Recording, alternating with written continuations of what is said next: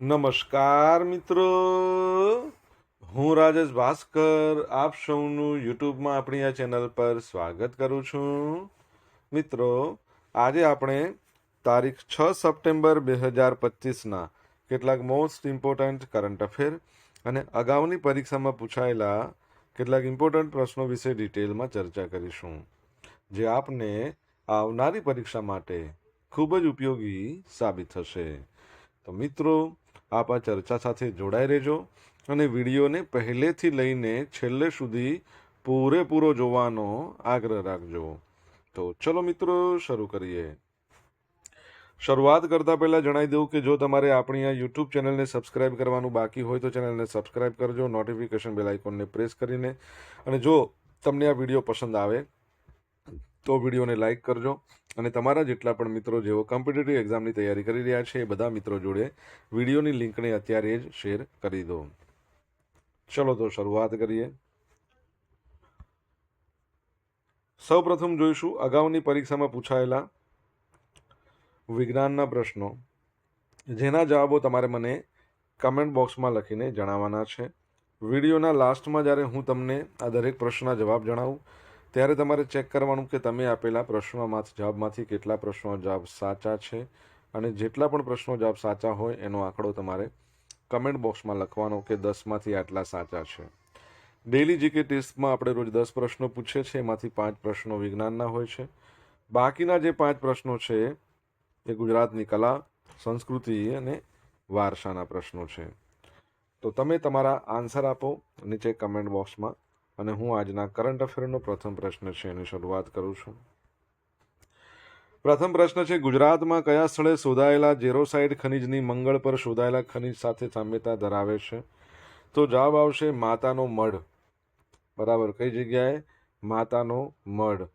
તો અમદાવાદમાં space application centre છે, તમને ખ્યાલ હશે. સ્પેસ એપ્લિકેશન સેન્ટરની વાત કરીએ તો 1972માં એની સ્થાપના કરવામાં આવી હતી. એના જે એડમિનિસ્ટ્રેટર છે એનું નામ તમને આવડતું હોય તો તમે કમેન્ટ બોક્સમાં લખીને જણાવી શકો છો.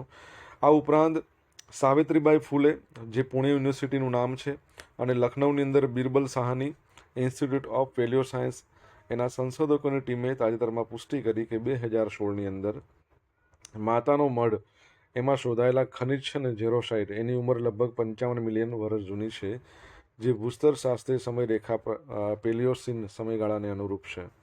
આ ગામ મંગળ ગ્રહ પરના મંગળયાન 2 મિશન પહેલાં ઇસરોના સંભવિત પરીક્ષણનું સ્થળ બની શકે છે. જોરોસાઇટ એ પીળા રંગનું આર્યન સમૃદ્ધ સલ્ફેટ ખનિજ છે, જે મંગળ પર 2 દાયકા પહેલાં શોધાયેલા ખનિજ જેવું જ છે. માતાના મઢમાં કેટલીક ખડકોની રચનાઓ મળી આવેલા આ ખનિજની ડેટિંગ સૂચવે છે કે લાખો વર્ષો પહેલાં બંને ગ્રહો ઉપર સમાન ભૂસ્તર શાસ્ત્રીય ઘટના હતી, એટલે પૃથ્વી પર અને મંગળ ઉપર. મંગળના તમને ખબર છે તે 2 ઉપગ્રહ છે, આપણા પૃથ્વીનો એક છે ને એમ મંગળના 2 ઉપગ્રહ કયા? ફાબોસ અને ડિમોસ. બરાબર છે. અને મંગળ ઉપર PRL છે ને, ફિઝિકલ રિસર્ચ લેબોરેટરી, આપણા અમદાવાદમાં આવેલી છે, અને 3 ક્રેટર શોધ્યા હતા, ખાડાઓ. બરાબર છે, લાલ, મુરશાન અને હિલ્સા.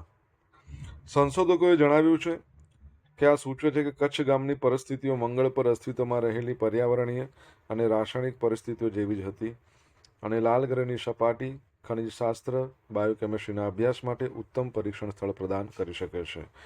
આમ માતાનો મઢ મંગળ માટે ક્ષેત્ર એનાલોગ મિશન પ્રદાન કરી શકે છે, જ્યાં રોવર ગતિ, સાધન પરીક્ષણ, ડ્રિલિંગ અને ભૂ રસાયણશાસ્ત્ર પ્રયોગો કરી શકાય છે. દર વર્ષે national read a book day ક્યારે મનાવવામાં આવે છે? તો આજનો દિવસ છે 6 September, national read a book day. એટલે એવું કહી શકાય કે રાષ્ટ્રીય પુસ્તક વાંચો દિવસ. તો રાષ્ટ્રીય પુસ્તક વાંચો દિવસ આપણને બધાને એવું પુસ્તક લેવાનું આમંત્રણ આપે છે કે જે આપણે માણી શકીએ અને વાંચનમાં દિવસ વિતાવીએ. વાંચન યાદશક્તિ અને એકાગ્રતામાં સુધારો કરે છે, તેમજ તણાવ ઘટાડે છે. જે વૃદ્ધ પુખ્ત વયના લોકો વાંચનમાં સમય વિતાવે છે તેઓ ધીમા જ્ઞાનાત્મક ઘટાડા દર્શાવે છે અને તેમના જીવનકાળ દરમિયાન માનસિક રીતે ઉત્તેજક પ્રવૃત્તિમાં ભાગ લેવાનું વલણ ધરાવે છે. પુસ્તકો એક સસ્તું મનોરંજક શૈક્ષણિક સાધન અને સમય મશીન પણ કહી શકાય. એક પ્રશ્ન અહીંથી તમારા માટે એવો રહેશે કે આપણે World Book and Copyright Day એ ક્યારે મનાવીએ છીએ? તમને આન્સર આવડે તો કમેન્ટમાં લખો. ઓસ્ટ્રેલિયન પુરુષ ફાસ્ટ બોલર મિશેલ સ્ટાર્ક એણે T20 આંતરરાષ્ટ્રીય ક્રિકેટમાંથી નિવૃત્તિની જાહેરાત કરી દીધી છે. તો 2 સપ્ટેમ્બરના રોજ મંગળવારે દિગ્ગજ ફાસ્ટ બોલર મિશેલ સ્ટાર્ક એમણે T20માંથી નિવૃત્તિની જાહેરાત કરી. તે લેફ્ટી બોલર છે અને 2012થી 24 સુધી ઓસ્ટ્રેલિયન ટીમ માટે T20માં 65 મેચો રમી હતી. 79 બેટ્સમેનોને આઉટ કર્યા હતા. તમને ખબર હોય તો એમના નામે રેકોર્ડ છે. 15 રન આપીને 5 ખેલાડીઓને આઉટ કર્યા છે. સ્ટાર્કે છેલ્લે 24 જૂન 2024ના રોજ ઓસ્ટ્રેલિયા માટે T20 મેચ રમી હતી, જે સેન્ટના ગ્રોસ ઇસ્લેટમાં ભારત સામે હતી. તે T20માં ઓસ્ટ્રેલિયાનો બીજો સૌથી વધુ વિકેટ લેનાર છે અને ફક્ત એડમ જમ્પા 130 એ T20માં એના કરતાં વધુ વિકેટ ઝડપી છે. આમ તમે ફાસ્ટ બોલરમાં કહો તો ફાસ્ટ બોલર તો પહેલો કહેવાશે ઓસ્ટ્રેલિયાનો, કેમ કે એડમ જમ્પા તો સ્પિનર છે. બરાબર. તમને ખબર છે રિસન્ટલી ચેતેશ્વર પુજારા છે એમને T20 ODI ટેસ્ટ ક્રિકેટના તમામ ફોર્મેટમાંથી નિવૃત્તિ લીધી છે. તમારા માટે પ્રશ્ન એ છે, આર અશ્વિને પણ નિવૃત્તિ લીધી, પણ શામાંથી લીધી છે? કમેન્ટમાં લખો. મિત્રો, વિડીયો પસંદ આવ્યો હોય, ભણવાની મજા આવી હોય તો વિડીયોને એક લાઇક કરી દો. તમારા મિત્રો જોડે વિડીયોની લિંકને શેર કરી દો. આપણી બંને યુટ્યુબ ચેનલ રાજેશ ભાસ્કર 2ને સબસ્ક્રાઇબ કરો. નોટિફિકેશન બેલ આઇકોનને પ્રેસ કરીને જો તમારે ડેલી કરંટ અફેરની PDF જોઈતી હોય તો આપણી ટેલિગ્રામ ચેનલ છે એને જોઈન કરો. ટેલિગ્રામ ચેનલની લિંક વિડીયોની ડિસ્ક્રિપ્શનમાં છે, ત્યાંથી તમે જોઈન કરી શકો, અથવા તો ટેલિગ્રામમાં જઈને તમે રાજેશ ભાસ્કર સર્ચ કરશો એટલે આ પ્રમાણેનો સિમ્બોલ તમને જોવા મળે તો તમે જોઈન કરી શકો છો. તમને ડેલી કરંટ અફેરની PDF તો મળશે જ અહીંયા, સાથે સાથે તમને પોલ્સ પણ રમવા મળશે. ભારતનું પ્રથમ ઓનલાઈન ગીધ જ્ઞાન પોર્ટલ ક્યાં શરૂ કરવામાં આવ્યું છે? તો આસામમાં શરૂ કરવામાં આવ્યું છે. તો ભારતનું પ્રથમ ઓનલાઈન ગીધ પોર્ટલ 2 સપ્ટેમ્બરના રોજ આસામમાં આંતરરાષ્ટ્રીય ગીધ જાગૃતિ દિવસના પહેલા જ. આંતરરાષ્ટ્રીય ગીધ જાગૃતિ દિવસ ક્યારે હોય છે ખબર છે? સપ્ટેમ્બર મહિનાનો પહેલો શનિવાર. અને આજે શું છે તમને ખબર છે? આજે એ જ છે. એટલે આજે આંતરરાષ્ટ્રીય ગીધ દિવસ પણ છે. આમાં ડિટેલમાં જવાની જરૂર નથી, પણ આટલું યાદ રાખજો, મે બી પૂછે તો. આસામના વિદ્યાર્થીઓ અને સંશોધકો દ્વારા વિકસાવવામાં આવેલ છે આ પ્લેટફોર્મ જ્ઞાન અને કેન્દ્ર અને આઉટરીચ સાધન તરીકે ડિઝાઇન કરવામાં આવ્યું છે, જે વૈજ્ઞાનિક સંસાધનો પૂરા પાડે છે, જાગૃતિ લાવે છે, નિષ્ણાંતો અને સ્થાનિક સમુદાયોને ગીધ સંરક્ષણના પ્રયાસોમાં જોડે છે. આ પ્રોજેક્ટને વી ફાઉન્ડેશન ઇન્ડિયા દ્વારા ગૌહાટી યુનિવર્સિટીના પ્રાણીશાસ્ત્ર વિભાગ, Assam bird monitoring network, Lhasa foundation સુરક્ષા સમિતિ અને વ્યક્તિગત સંરક્ષણવાદીઓના યોગદાન સાથે સહયોગ દ્વારા સમર્થન આપવામાં આવે છે. ભારતમાં ગીધની વસ્તી દાયકાઓથી તીવ્ર ઘટાડોમાં થઈ રહ્યો છે. કેટલીક પ્રજાતિઓ ગંભીર જોખમનો સામનો કરી રહી છે. ઓકે, આસામની વાત કરીએ, એનું કેપિટલ છે દિસપુર, બીજું દિબ્રુગઢ બની રહ્યું છે. હેમંતા બિસ્વા શર્મા એના CM છે અને ગવર્નરનું નામ તમારે કહેવાનું છે. એની હાઈકોર્ટ આવેલી છે ગુવાહાટીમાં. આસામ, અરુણાચલ પ્રદેશ, નાગાલેન્ડ, મિઝોરમ બધાની હાઈકોર્ટ આવેલી છે. બરાબર છે. આસામ છે એ આસામની વાત કરીએ તો જાહેરમાં ગૌમાંસ પર પ્રતિબંધ છે. ભારતની 43મી વર્લ્ડ હેરિટેજ સાઇટ એ પણ આસામમાં મોઈદમ અહોમ વંશના રાજાઓની દફન પ્રક્રિયા છે. કાઝીરંગા નેશનલ પાર્ક એક આવેલો છે આસામમાં, જે એક શિંગડાવાળા ગેંડા અને જંગલી ભેંસ માટે પ્રખ્યાત છે. કરીમગંજ કરીને એક જિલ્લો હતો જેનું નામ બદલીને શ્રીભૂમિ કરવામાં આવ્યું હતું. તો એ પણ બાબત તમે યાદ રાખજો. ભારતમાં ચાનું સૌથી વધારે ઉત્પાદન આસામ જ કરે છે. ઓકે, તો યાદ રાખજો. આગળ વધીએ.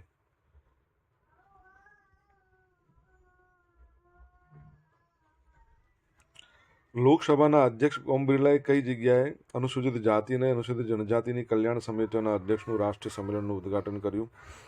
તો જવાબ આવશે ભુવનેશ્વર. તમને ખબર હોવી જોઈએ કે 2025માં 18મા નંબરનો કહી શકીએ પ્રવાસી ભારતીય દિવસ ભુવનેશ્વરમાં યોજાયો હતો. બરાબર છે. તો તાજેતરમાં લોકસભાના અધ્યક્ષ ઓમ બિરલાએ ભુવનેશ્વરમાં અનુસૂચિત જાતિ, અનુસૂચિત જનજાતિની કલ્યાણ સમિતિઓના અધ્યક્ષોનું રાષ્ટ્રીય સંમેલનનું ઉદ્ઘાટન કર્યું. આ 2 દિવસીય સંમેલન દેશભરમાં 120થી વધુ પ્રતિનિધિઓને એક મંચ પર લાવ્યું, જેમાં ગુજરાતના 8 ધારાસભ્યો, 3 SC, 5 ST વિશેષ સ્વરૂપે ભાગ લીધો.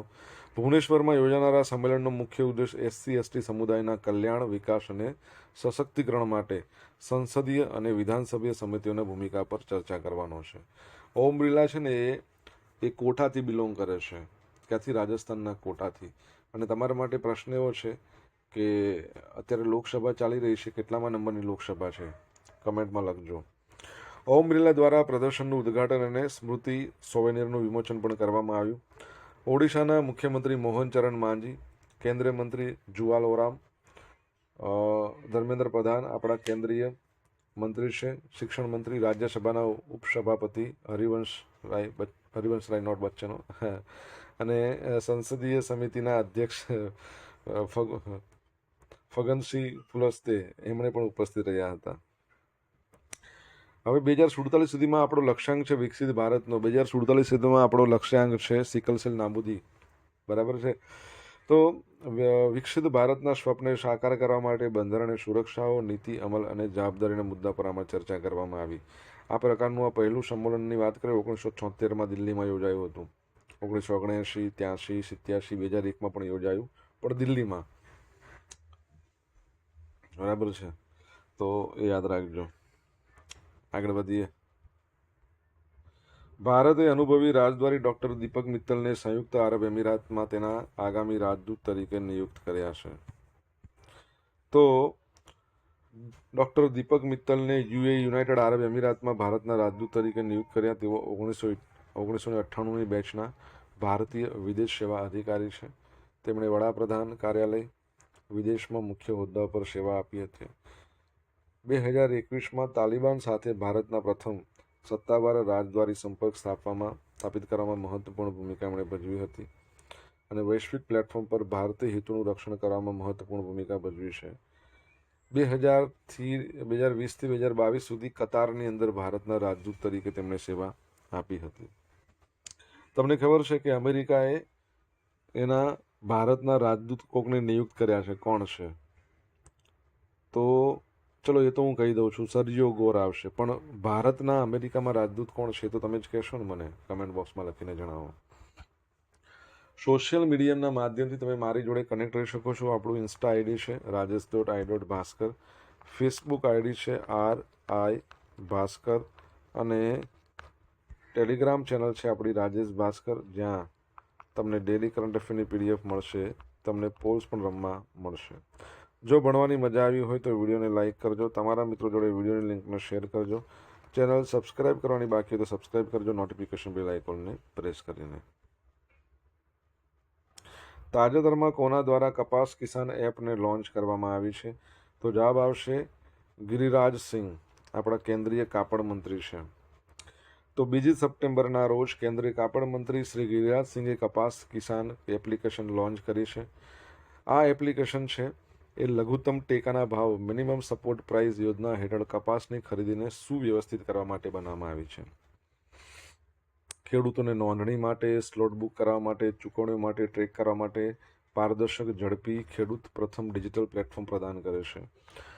કપાસ કિસાન એપનો હેતુ પ્રક્રિયાગત વિલંબને દૂર કરવાનો અને વચેટિયાઓ અથવા તો મેન્યુઅલ કાગળ પર ખેડૂતોની નિર્ભરતા ઘટાડવાનો છે.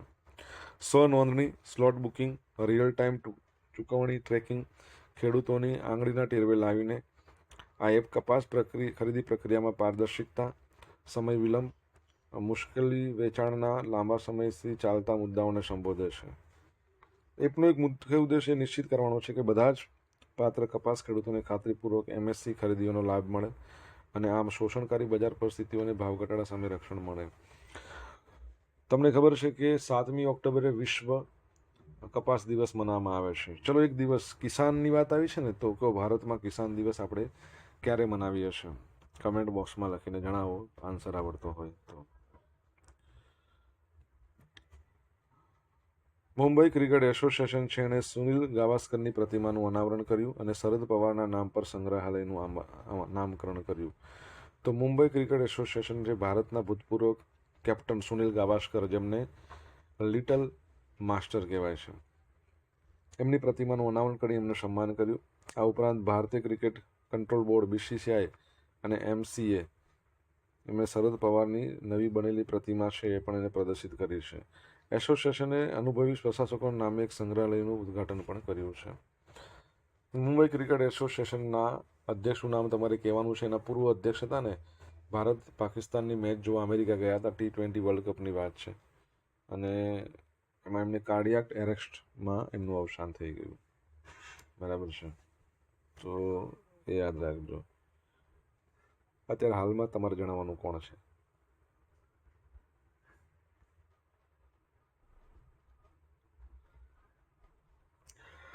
હવે જોઈશું અગાઉની પરીક્ષામાં પૂછાયેલા વિજ્ઞાનના પ્રશ્નો. પહેલો પ્રશ્ન, રસોઈના નોનસ્ટિક સાધનો બનાવવા ઉપયોગી પોલિમર કયો છે?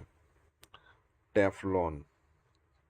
ઠંડા પ્રદેશોમાં વહાણો વાતાવરણમાં અધવચ્ચે તરતા હોય એવો ભાસ થાય છે. આ કઈ ઘટના છે? લૂમિંગ. પુખ્ત મનુષ્યના નાના આંતરડાની લંબાઈ લગભગ કેટલી હોય છે? 6.5 મીટર. સામાન્ય તાપમાને એટલે કે 30 સેલ્સિયસથી વધુ નીચેના પૈકી કઈ ધાતુ પ્રવાહી સ્વરૂપે મળે છે? તો ગેલિયમ. ઓઝોન સ્તરના કુલ ઘટાડાના કુલ 80% ઘટાડો કરતો મુખ્ય અગત્યનું સંયોજન કયો છે? તો ક્લોરોફ્લોરોકાર્બન. બરાબર છે. હવે મિત્રો જોઈશું અગાઉની પરીક્ષામાં પૂછાયેલા ગુજરાતની કલા સંસ્કૃતિ વારસાના પ્રશ્નો. પહેલો પ્રશ્ન, ભવાઈ ઉજવવા માટે નીચેના પૈકી કયું વાજિંત્ર અનિવાર્ય છે? ભૂંગળ. રાજ્યમાં હાલમાં કયા તોરણો જોવાલાયક છે? વડનગર, દેવમાલ, કપડવંજ બધા આવશે. હકીકની નમૂનેદાર વસ્તુ કઈ જગ્યાએ બને છે? તો ખંભાત. તેના માટેનો કાચો માલ ક્યાંથી આવે? રાજપીપળાના ડુંગરો, નર્મદા જિલ્લો. પીઠોરા શું છે? આદિવાસી ચિત્રકળા. અહીંયા તો ઓપ્શન જ નથી આપ્યું, અહીંયા રહી ગયો છે. ગુજરાતનો અગત્યનો પશુ મેળો નીચેનામાંથી કયો છે? વૌઠાનો મેળો. 7 નદીઓનું સંગમ થાય છે. હા, સામે, માવા, ખાશે. એના માટેનો શોર્ટકટ છે. ઓકે. હવે જોઈશું ગઈકાલે પૂછેલા પ્રશ્નો જવાબ. રિલાયન્સ ઇન્ડસ્ટ્રી લિમિટેડ ગુજરાતમાં કયા સ્થળે 5,50,000 એકર જમીન પર વિશ્વનો સૌથી મોટો સિંગલ સાઇટ સોલર પ્રોજેક્ટ વિકસાઈ રહી છે? કચ્છમાં. 2026 બેડમિન્ટન વર્લ્ડ ચેમ્પિયનશિપનું આયોજન ક્યાં કરવામાં આવશે? નવી દિલ્હીમાં. હવે મિત્રો આજે પૂછેલા પ્રશ્નો જવાબ જોઈ લઈએ. પહેલો પ્રશ્ન હતો space application centre. Space application સેન્ટરના એડમિનિસ્ટ્રેટરનું નામ શું છે? તો નિલેશ દેસાઈ. શું છે? નિલેશ દેસાઈ. સેકન્ડ પ્રશ્ન છે World Book and Copyright Day એ ક્યારે મનાવવામાં આવે છે? 23 એપ્રિલ. યાદ રાખજો, 23 એપ્રિલ ઇંગ્લિશ લેંગ્વેજ ડે પણ છે. 23 એપ્રિલની વાત કરીએ. સ્પેનિશ લેંગ્વેજ ડે પણ છે. ત્રીજો પ્રશ્ન કે આર અશ્વિને રિસન્ટલી આઈપીએલમાંથી નિવૃત્તિ લીધી છે. ચોથો પ્રશ્ન, આસામના ગવર્નરનું નામ શું છે? લક્ષ્મણ પ્રસાદ આચાર્ય. પાંચમા નંબરનો પ્રશ્ન, અત્યારે હાલમાં કેટલામી લોકસભા ચાલી રહી છે? 18મા નંબરની. છઠ્ઠો પ્રશ્ન, કિસાન દિવસ ક્યારે મનાવવામાં આવે છે? 23મી ડિસેમ્બર. 7મા નંબરનો પ્રશ્ન, અમેરિકામાં ભારતના રાજદૂતનું નામ વિનય મોહન ક્વાત્રા. 8મા નંબરનો પ્રશ્ન શું છે કે મુંબઈ ક્રિકેટ એસોસિએશનના હાલના અધ્યક્ષ કોણ છે? તો અજિંક્યા નાયક. બરાબર, અજિંક્ય રહાણે ને એવું, અજિંક્ય નાયક. ઓકે, આ યાદ રાખજો. અને ભણવાની મજા પડી હોય તો વિડીયોને લાઇક કરજો. તમારા અભિપ્રાયો કમેન્ટ બોક્સમાં લખીને જણાવજો. હવે આપણે જોઈશું ગઈકાલના કરંટ અફેરમાંથી પૂછેલા કેટલાક ઇમ્પોર્ટન્ટ પ્રશ્નો જેના જવાબો તમારે મને કમેન્ટમાં લખીને જણાવવાના છે. પહેલો પ્રશ્ન, ભારતની એટલે કે દેશની પ્રથમ વ્યાપક multi lane free flow tolling system કયા રાજ્યમાં લાગુ કરવામાં આવી છે? જો તમને જવાબ આવડતો હોય તો કમેન્ટ બોક્સમાં લખીને જણાવો. સેકન્ડ પ્રશ્ન, નેશનલ ઇન્સ્ટિટ્યુશનલ રેન્કિંગ ફ્રેમવર્ક 2025માં કઈ સંસ્થા ભારતની અગ્રણી શૈક્ષણિક સંસ્થા તરીકે ઉભરી આવી છે? જવાબ આવડતો હોય તો કમેન્ટ બોક્સમાં લખીને જણાવજો. તો મિત્રો અહીંયા આપણે કરીશું સ્ટોપ. આ હતા આજના દિવસના કેટલાક મોસ્ટ ઇમ્પોર્ટન્ટ કરંટ અફેર. સાથે આપણે જોયું અગાઉની પરીક્ષામાં પૂછાયેલા કેટલાક ઇમ્પોર્ટન્ટ પ્રશ્નો જેના જવાબો પણ આપણે આપ્યા છે. આશા રાખું બધાને ભણવાની મજા આવી હશે. જો મજા આવી હોય તો વિડીયોને એક લાઇક કરી દો. તમારા મિત્રો જોડે વિડીયોની લિંકને શેર કરી દો. આપણી બંને યુટ્યુબ ચેનલ રાજેશ ભાસ્કર 2 બંનેને કરો સબસ્ક્રાઈબ, જો બાકી હોય તો નોટિફિકેશન બેલ આઇકોનને પ્રેસ કરીને. તો મિત્રો thank you so much for watching this video. Have a nice day. જય હિન્દ, જય ભારત, જય જય ગરવી ગુજરાત.